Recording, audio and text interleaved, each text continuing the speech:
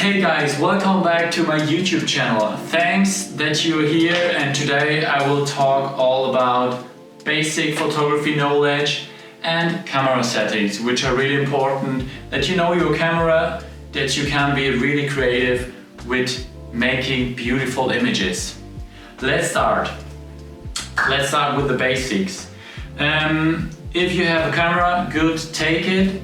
If you want to buy a new camera, maybe think about for buying or to buy a full-frame camera with a larger sensor like the Sony A7,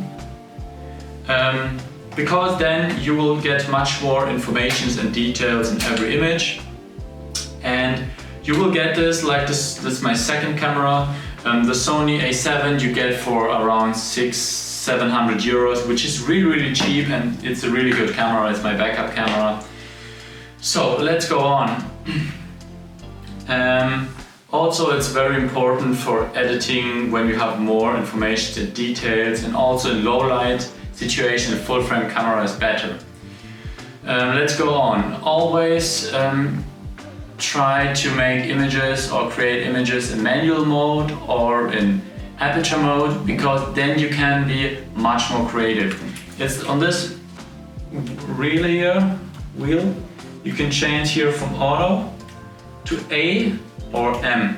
When you use M, then you can change the three main camera settings, and when you change it to A, then you can change 2 of 3 main camera settings, and the third one will adjust to the rest. I would say A is a little bit easier, and in fast situations you need it, but mostly you can shoot manual. Then let's go on. The more images you make, the better. Because when you're going out and then you have a beautiful sunrise or a sunset and you're making images, you're creating really beautiful images, and you do only 20 images, then I would say you can try more angles, try more, go low, go high, try different perspectives, and try to photograph as much as possible, because the more you're doing or the more you're photographing, the better you will become when you learn also from your mistakes. But it's trial and error. When you want to be good in something, then you have to learn. And it's like a skill. When you want to learn photography, then you have to photograph like every weekend or as often as possible for you. And then also learn from other professional photographers. Look at YouTube tutorials of YouTube photographers, or on Instagram like mine. I look up to many photographers like Culture Cool, George Hammond, and many others which are creating beautiful images, and they're like master of the art, of photography art.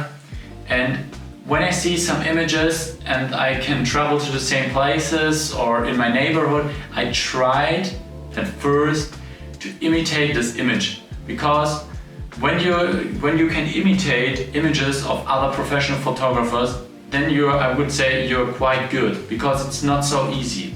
And then you can learn so much of it, how they plan it, how they use the light, how they create the angles, and after that you can try out other perspectives.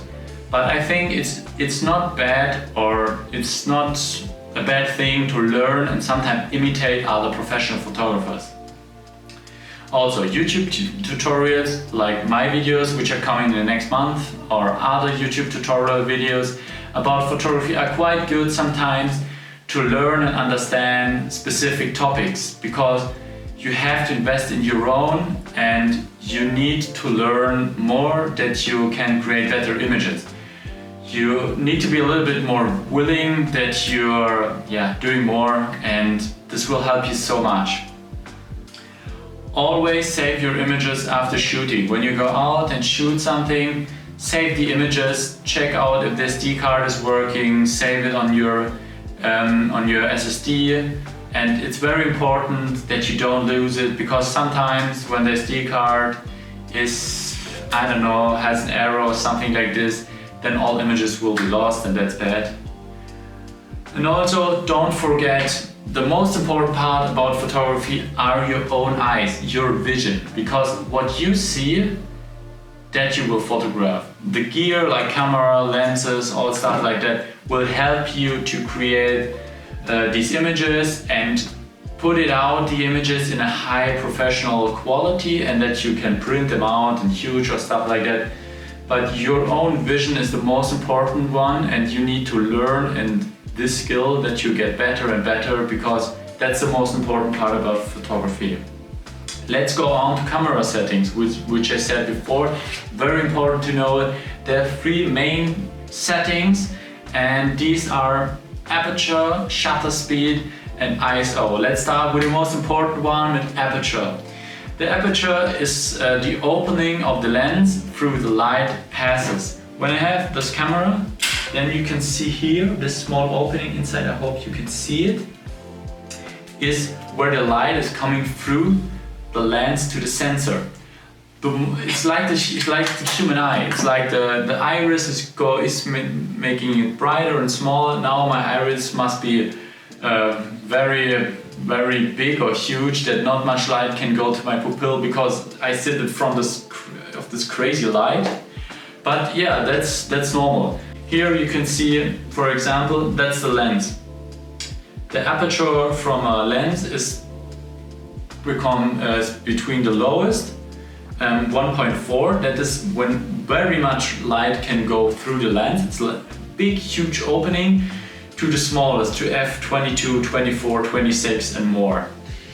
And it's like this: the larger the aperture, the bigger this opening, the brighter the image will be.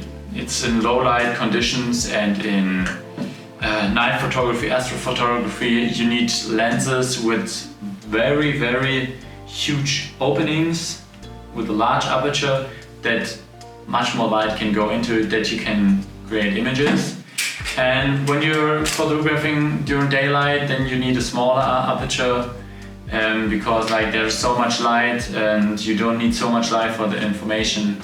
It's like this. But also aperture is doing another thing which is really important. It's changing the depth of field. The depth of field is where in an image it is sharp. Maybe, for example, when you think about an image you made in a landscape, you have a foreground of flowers, then you can see like a river or a small lake, then you can see a mountain or forest, and behind it mountains. And it's like this. The depth of field is where is the image sharp. And the larger the aperture, the smaller is the sharpness point, I would say. When you have a large aperture like 1.8 with this here, then you focus on the lake, then the focus on the lake will be sharp, or in this place where you focus, this will be sharp, and the rest of the image won't be sharp. There will be a nice bouquet and stuff like that, but it's for a landscape image it's not so good, I think so. For a portrait it's perfect, because when you have the image sharp on the person, on the eyes from the person, then the portrait is perfect, because the rest isn't sharp, and then you create this perfect standout isolation thing, that the person will stand out even more when the rest isn't sharp.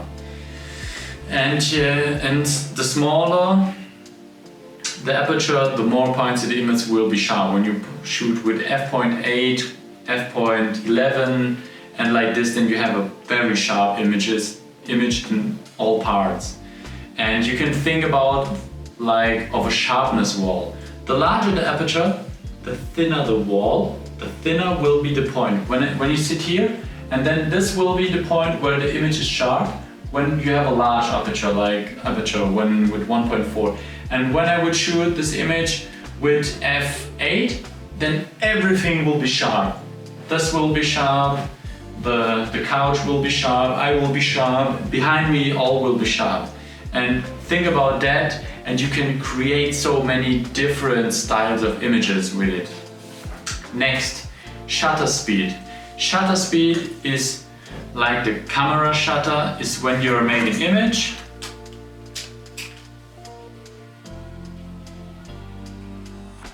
Wait. getting sharp. It's like how fast is this shutter? And normally when you make an image, you shouldn't go down below 180 or 160, 100, that you will get a sharp image. And it's like this. With shutter speed you can change the brightness and you can change dramatic effects with like freezing the action. With a fast shutter speed you have a short exposure and you use a fast shutter speed of 800 or something like this to photograph a flying bird, that this bird will be really sharp, because when he's flying he's very, very fast in his motion, and when the camera shutter is really fast, then you can have a sharp image. When you have a longer shutter speed, you want to photograph a bird with 1/100, then you will see it blurry. His arms, this will be all blurry, and you mostly use long exposure or a longer shutter speed when you're shooting stars like astrophotography or northern lights, or then you have a shutter speed of 8 seconds, 15 seconds, really low, because you want to freeze the light when it's very dark. Let's go on to the last one, to ISO, which you can mostly change here with this thing here. And ISO is also for the brightness and the darkness of a photo important. When you have a high ISO, you can shoot in dark images, but the image will be noisy. And when you shoot with low ISO, then your image won't be noisy and it will be from better quality, but you can use it only in daylight or sunrise. When you have enough light, then you can have a low shutter speed like 100, 200, 400, and when it's dark then you need like 1000, 1600, 2000 and more. You can change it up, or you have to change it up, but it depends more on shutter speed and aperture, the ISO, because it's electronic and it's inside of the camera, and the other settings are coming first. But don't forget to think about your ISO, because you don't want to get grainy or noisy images. Because when you want to print out a huge print and then you made an image with an ISO from 1000, then you will see it and it is grainy and the quality isn't so good and you cannot correct it very good in Adobe Lightroom or Adobe Photoshop after. Yes, that was all. I hope you liked it. If you liked it, please subscribe, and I see you next Friday. Thank you guys, bye.